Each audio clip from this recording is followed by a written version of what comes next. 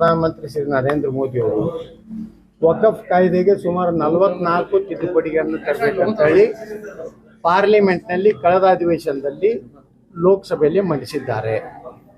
ಅದರ ಒಂದು ಭಯಾನಕ ಸ್ವರೂಪವನ್ನು ವಕಫನ್ನು ಕಿತ್ತು ಹಾಕಬೇಕು ಅನ್ನುವಂಥ, ಯಾಕೆ ಕಿತ್ತು ಹಾಕಬೇಕಂತೇಳಿ ಜನಜಾಗೃತಿಯನ್ನು ನಾವು ನಮ್ಮ ತಂಡದವರು ಬೀದರ್ನಿಂದ ಉಗ್ರ ನರಸಿಂಹನ ಆಶೀರ್ವಾದ ತಗೊಂಡು ಇವತ್ತು ಕಲ್ಯಾಣ ಕರ್ನಾಟಕ ನಮ್ಮ ಕಲ್ಯಾಣ ಕರ್ನಾಟಕದ ಪ್ರವಾಸ ಮುಗಿಸಿದ್ವಿ. ಈಗ ಕಿತ್ತೂರು ಕರ್ನಾಟಕದಲ್ಲಿ ನಾವು ಪ್ರವಾಸ ಮಾಡ್ತಾ ಇದ್ದೀವಿ. ನಾಳೆ ನಾವೆಲ್ಲರೂ ದೆಹಲಿಗೆ ಹೋಗ್ತಾ ಇದ್ದೀವಿ. ನಾವು ಅಲ್ಲಿ ಹೋಗಿ ಒಂದು ಏನು ಇಲ್ಲಿವರೆಗೆ ನಾವು ಏನೇನು ರೈತರ ಮಠಗಳು, ಮಂದಿರಗಳ ಏನು ಇವತ್ತು ವಕಫ್ ಆಗಿದೆ ಅದ್ರ ಬಗ್ಗೆ ಮಾಹಿತಿ ಕೊಡಿ ಸರ್. ನಾಳೆ ಡೆಲ್ಲಿ ವರಿಷ್ಠರು ಭೇಟಿ ಆಗ್ತೀರಾ ಅಥವಾ ವಕ್ಫ್ ಬೋರ್ಡ್?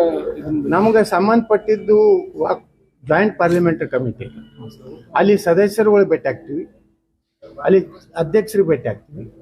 ಅಷ್ಟಕ್ಕೆ ಸೀಮಿತವಾಗಿ ನಮ್ಮ ಕೆಲಸ ಇದೆ. ಮನೆಯಲ್ಲಿ ವಿಜೇಂದ್ರ 15ಕ್ಕೂ ಹೆಚ್ಚು ಶಾಸಕರು ಮತ್ತು ವಿರೋಧಿಗಳು ಯಡಿಯೂರಪ್ಪ ಬೆಂಬಲಿಗರು ಅವ್ರಿಗೆ ಇವತ್ತು ಉಚ್ಚಾಟನೆ ಮಾಡಬೇಕು, ಇಲ್ಲದ್ರೆ ನಾವು ಮನೆ ಬಿಟ್ಟು ಎದ್ದು ಹೋಗಲ್ಲ ಅಂತ ಹೇಳಿ ಕೂತ್ಕೊಂಡಿದ್ದಾರೆ. ಬಹಳ ದೊಡ್ಡ ಅನಾಹುತ. ಎಂದು ಕೇಳಿದ ಮನೆ ಬಿಟ್ಟೇ ಹೋಗುದಿಲ್ಲ ಅಂದ್ರೆ ಹೆಂಗೆ ಪಾಪ ಯಡಿಯೂರಪ್ಪ ಮಕ್ಕಬೇಕು ಬೇಡ ಮನೆ. ನೀವು ಹಿಂಗೆಲ್ಲ ಕೇಳ್ಬಿಟ್ರೆ ಏನು ಮಾಡ್ಬೇಕ? ನಾವು ನನ್ನ ಎದೆ ಹೊಡಿತಿಲ್ಲ.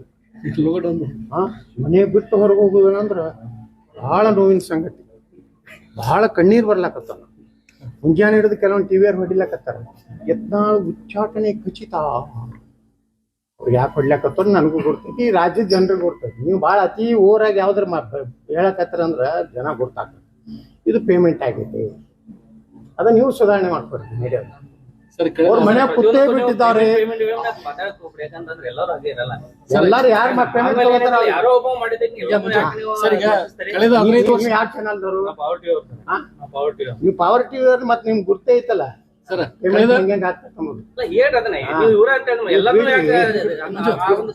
ನೀವು ಅದನ್ನ ಮಾತಾಡಬೇಡ್ರಿ. ಪವರ್ ಟಿವಿ ಅವರು ಮಾತಾಡಬೇಡ್ರಿ ಆ ವಿಷಯ. ನಿಮಗೆ ಹೇಳಿ ನನ್ನ ಪವರ್ ಟಿವಿ ಹೊತ್ತ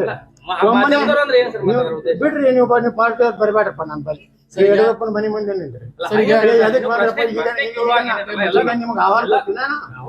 ನಿಮ್ಗೆ ನಾನು ಅಲರ್ಜಿ ಇದ್ರೆ ಬಿಟ್ಬಿಡ್ರಿ.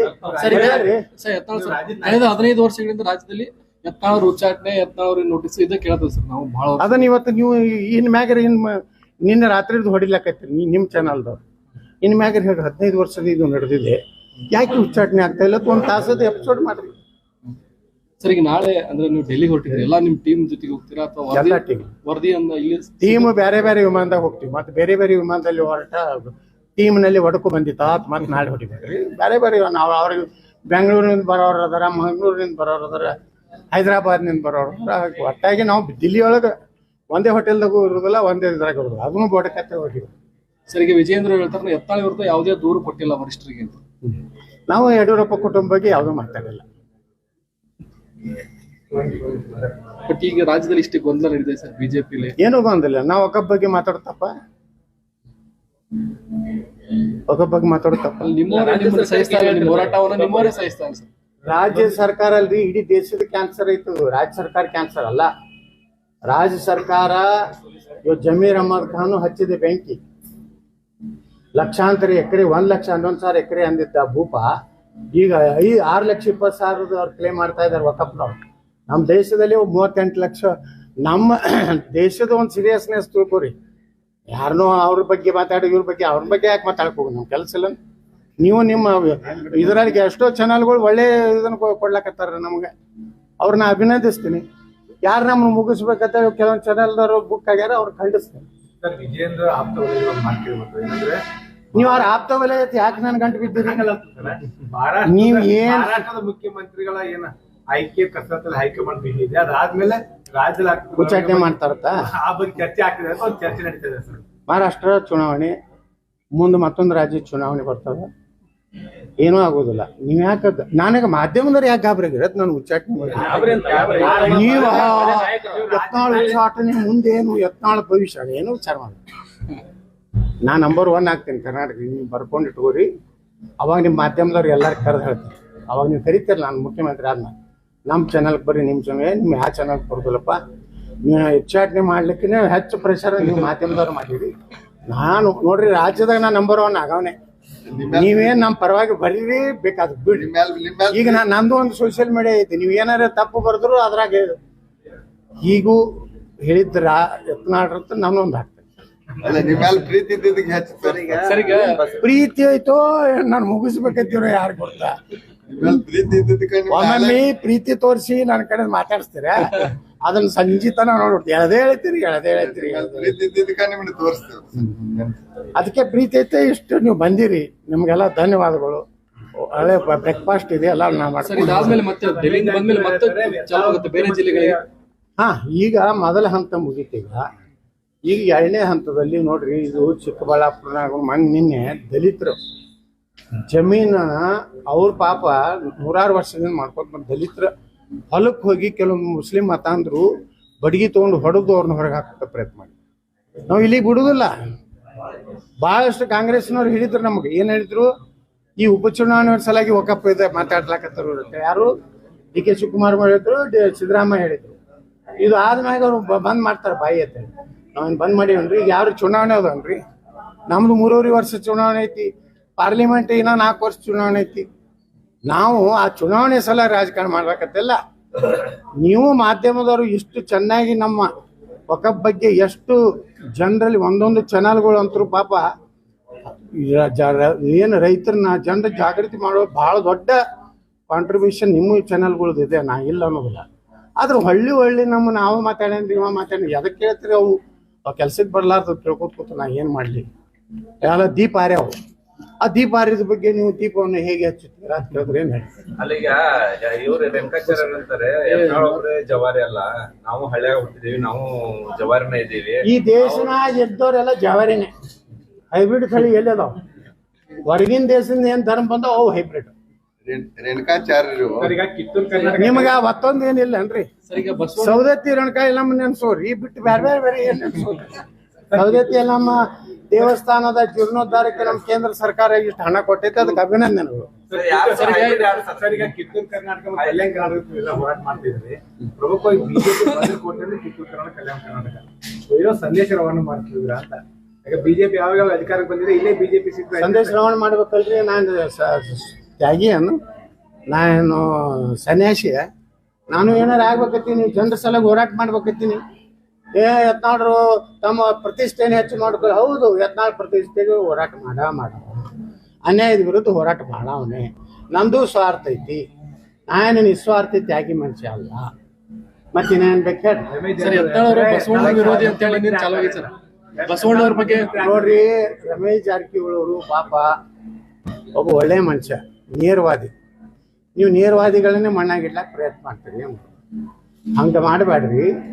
ಅವರೆಲ್ಲ ದುಷ್ಟ ಶಕ್ತಿಗಳು ಅವ್ರಿಗೆ ಎಷ್ಟು ತೊಂದರೆ ಕೊಟ್ಟರು, ಆದರೂ ಗಟ್ಟಿಯಾಗಿ ಇಟ್ಟು ಮನುಷ್ಯ ಹೊರಗೆ ಬಂದಾರಂದ್ರೆ ನಾವೆಲ್ಲ ಅವ್ರನ್ನ ಗೌರವಿಸ್ಬೇಕು, ಅಭಿನಂದಿಸ್ಬೇಕು. ಏನು ಅವ್ರನ್ನ ಮುಗಿಸಿಬಿಡ್ಬೇಕಂತ ಮಾಡಿದ್ರು, ಮುಗಿದಿಲ್ಲ. ಮುಂದಿನ ಸರ್ಕಾರದಲ್ಲಿ ನಮ್ಮ ಗುಂಪಿನಲ್ಲಿ ಅವ್ರು ಭಾಳ ಪ್ರಮುಖ ಹುದ್ದೆಯಲ್ಲಿ ಇರ್ತಾರೆ. ಸರ್ ಯತ್ನಾಳ್ ಅವರು ಬಸವಣ್ಣ ವಿರೋಧಿ ಅಂತ ಹೇಳಿ ನೀನು ಚಾಲು ಮಾಡ್ರಿ. ಇಲ್ಲ, ನನ್ನ ಹೆಸರೇ ಬಸವಣ್ಣ ಐತಲ್ಲ. ನನ್ನ ಹಣಿ ಮ್ಯಾಗ ವಿಭೂತಿ ಐತೆಲ್ಲ. 1,000 ಆಕಳ ಕಟ್ಟಿನಿ. ಯಾವ ಸ್ವಾಮಿಗಳು ಕಟ್ಟಾರಿ ಕರ್ನಾಟಕದಾಗ ತೋರಿಸ್ರಿ ಬರೀ ನಾನು ಗೋಶಾಲ. ಬಸವಣ್ಣವರು ನಿಜವಾದಂಥ ಕಾಯಕವೇ ಕೈಲಾಸ ನಾವು ಮಾಡಕತ್ತೀವಿ. ಅವ್ರು ಹೇಳಿದ್ದು ದುಡಿತೀವಿ.